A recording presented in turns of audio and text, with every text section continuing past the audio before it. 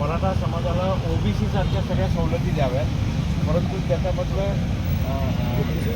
राजकीय आरक्षण जे आहे तर ते वगळता आम्हाला ते द्यावं. म्हणजे ओबीसी आणि मराठा समाजामध्ये जो संभ्रम निर्माण झाला तो कायमस्वरूपी संपेल. परत आपल्याला जुन्या गोविंदाने सगळे एकमेकांच्या सोबत चांगले पद्धतीने वागतील आणि कोणाच्याही ताटातून आम्ही हिसकवलं असा एक संभ्रम जो निर्माण झाला आहे तो दूर होऊन मराठा समाजाला शिक्षणात आणि नोकरीमध्ये आपण जे सगळं सवलती ओबीसी सारख्याच दिल्या पाहिजेत अशी ती आमची मागणी आहे.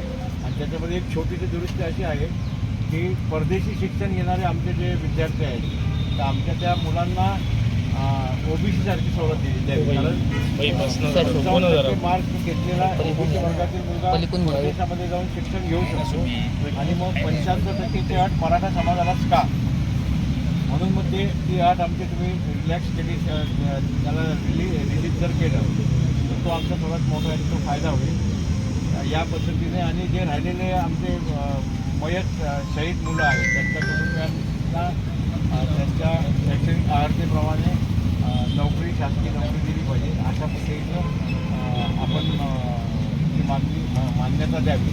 आणि ते आम्हाला लेखी स्वरूपात दिलं तर मग आम्हाला याबाबतचा सगळा अंतिम मेसेज सगळीकडे आम्हाला देणं सोपं आहे. जी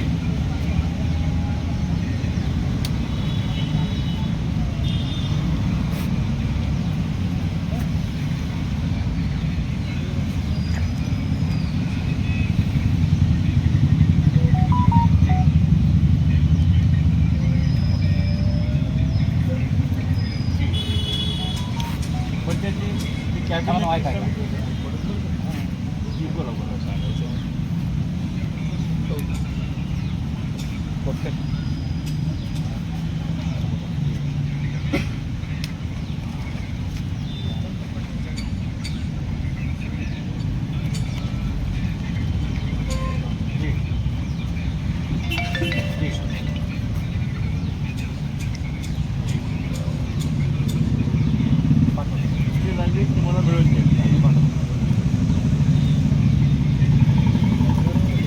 आणि सर एक शेवटचा विषय झाला की SOP जी आपण जी काढलेली आहे ना तर त्याच्यामध्ये माझी विनंती आहे की आपण न्याय आणि विधी विभागाची जे मदत घेतली तर माधुरी पाटील विरुद्ध ॲडिशनल कमिशनर या केसमध्ये जे सुप्रीम कोर्टाच्या घटनापीठाने जे निर्देश दिलेले आहेत त्या निर्देशांचं पालन जर केलं नाही तर आपल्याला मनाने तिकडच्या इकडे विभागीय आयुक्त साहेब निर्देश देतील तर ते करता येणार नाही, तो कोर्टाचा अवमान ठरेल. म्हणून माधुरी पाटीलच्या निर्देशांचं पालन केलं तरच आपल्याला याच्यामधलं मार्ग काढता येईल. अदरवाईज राज्य शासनाला तशा पद्धतीचा काही एक कायदेशीर अधिकार नसल्यामुळे ह्या SOP कालांतराने न्यायालयात बाद ठरतील. मग ती एक विनंती आहे की त्याच्यावर सुद्धा योग्य पद्धतीने कामकाज व्हावं अशी माझी विनंती आहे. आणि हे तुम्ही जे मागितलं ते आता कागदपत्र तुम्हाला लागेल पाठवू. हो आत्ता लागली तुम्ही पाठवतो.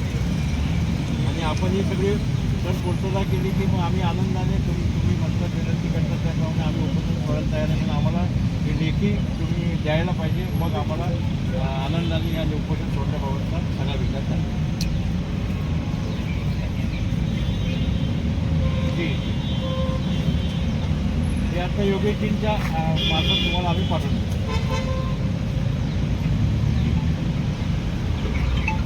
जी जी काळजी घेतो. धन्यवाद. तब्येत साहेब थोडीशी त्यांची खालावलेली आहे बरं का. शुगर 47 वर आहे. अँजिओप्लास्टी झालेले हे व्यक्तिमत्व आहे. वयसुद्धा जास्त आहे, 66पेक्षा जास्त आहे वय. त्यामुळे शासनानं संवेदनशील पद्धतीनं ह्या बाबतीत विचार करणं गरजेचं आहे. यांची तब्येत मराठा समाजासाठी अत्यंत महत्त्वाची आहे आणि त्यांनी जे काही तोडगे त्यांच्या पद्धतीनं सांगितलेले आहेत ते सरकारला करता येण्यासारखे आहेत असं प्रथमदर्शनी दिसते. साहेब आपण त्यांची मागणी आहे की बाबा लेखी स्वरूपात तुम्ही जर त्यांना आश्वासन तिथं आलं तर ते उपोषण सुटतील. आणि आम्हाला मराठा समाज म्हणून आमची एक विनंती आहे,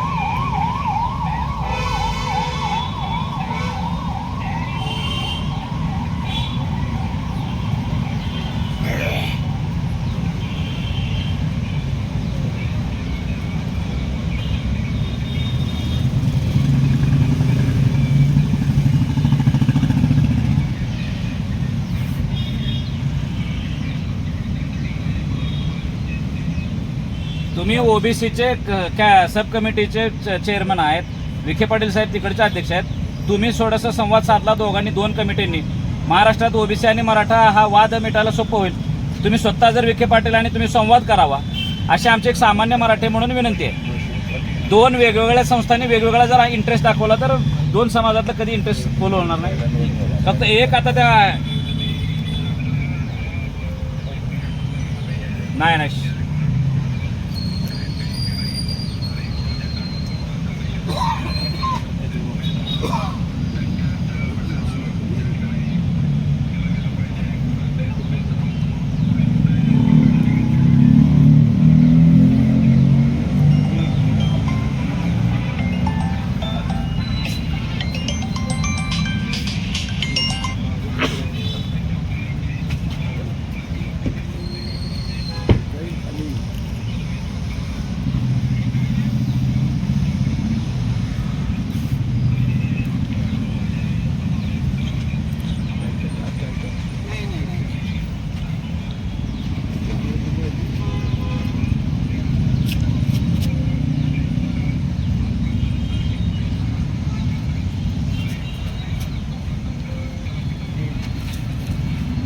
शेवटचं एक राहिलेलं होतं.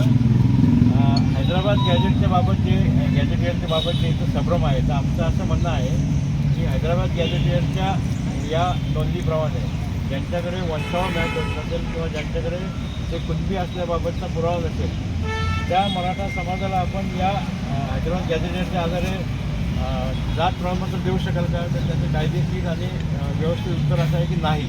मग नसताना त्याच्याप्रमाणे आम्ही सगळं कामकाज करतो, असा जो संभ्रम निर्माण झालेला आहे तर तोही कृपया दूर व्हावा अशी माझी विनंती. जी जी जी जी योगेशजींच्याकडे आम्ही देतोय ते, तर योगेशजी तुम्हाला ते पाठवतील. चालते साहेब, धन्यवाद. हे फक्त हॅलो 1 मिनिट थांबा.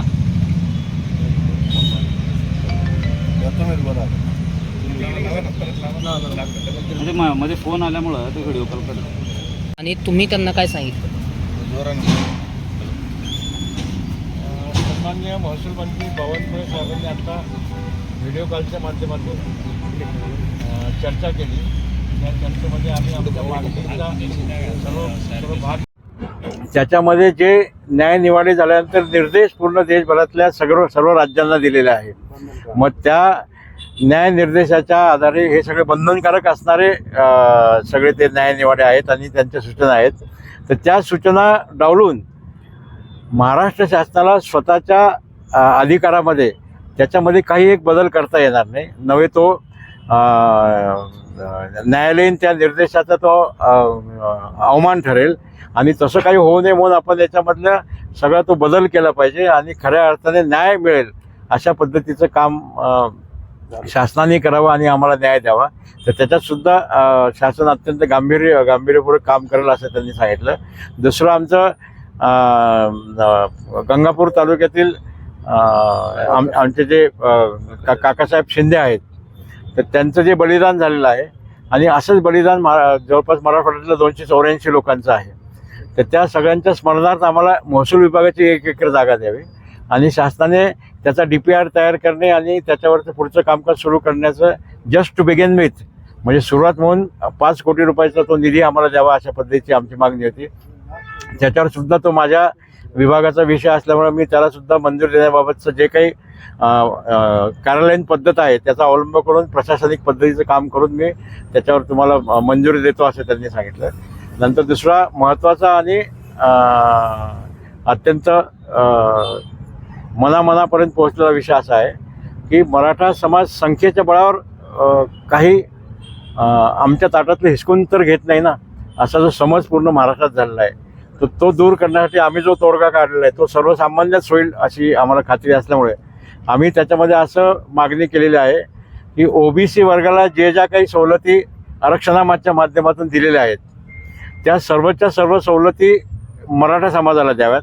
परंतु ते करत असताना त्याच्यातलं जो राजकीय आरक्षण जे आहे तर ते वगळता दिलं तर मग कोणाच्याही ताटातलं आम्ही काही एक हिसकून घेतो असा जो समज आहे तर तो समज आपोआप संपेल आणि कोणाच्याही नुकसान न करता मराठा समाजाला स्वतंत्र असं शैक्षणिक प्रगतीसाठी आणि त्यानिमित्त मिळणाऱ्या आम्हाला नोकरीच्या प्रगतीसाठी आणि त्याचा लाभ घेण्यासाठी आम्हाला त्याचा खूप मोठा फायदा होणार असल्यामुळे आमच्या समाजाला आता उन्नतीकडे जायचं आहे, प्रगतीकडे जायचं आहे. आम्हाला एक उत्तुंग झेप अशी घ्यायची आहे की जी आमच्या संपूर्ण विकासासाठी कामाला येईल. म्हणून मग आम्हाला शैक्षणिक आणि सामाजिक आरक्षण मिळणं अत्यंत आवश्यक आहे. त्या बाबीवर सुद्धा ते म्हणाले की अत्यंत योग्य मागणी आहे.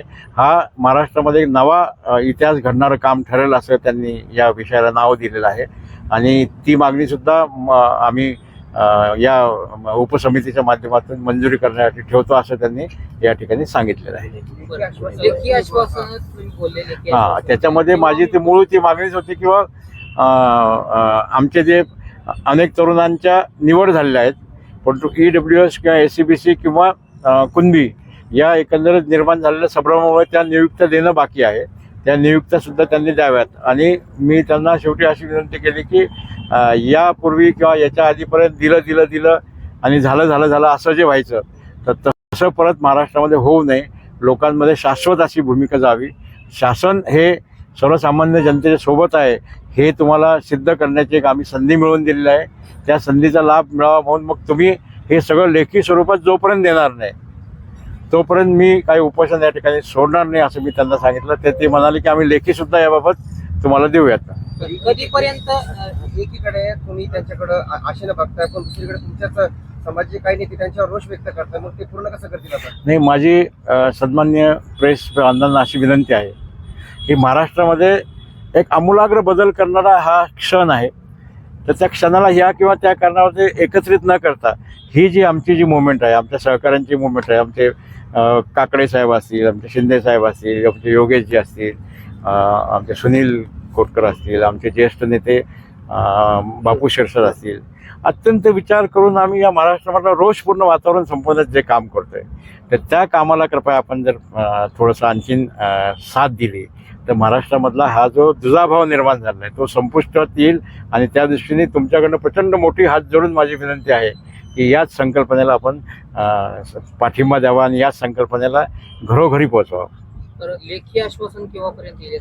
देखील आता ते त्यांना हे निवेदन ची कॉपी त्यांना पाहिजे होती तर ती आता यांच्या योगेशजींच्या माध्यमातून पोहोचवली. आमचे योगेश केदार सुद्धा सगळ्या संपर्कात आहेत, योगेश शेळके सुद्धा संपर्कात आहेत. ते आता त्यांच्याकडे गेलं. आता आणखी एक तासभर आपण त्यांची वाट पाहूयात. तास-2 तासामध्ये ते सगळं कळवतीलच.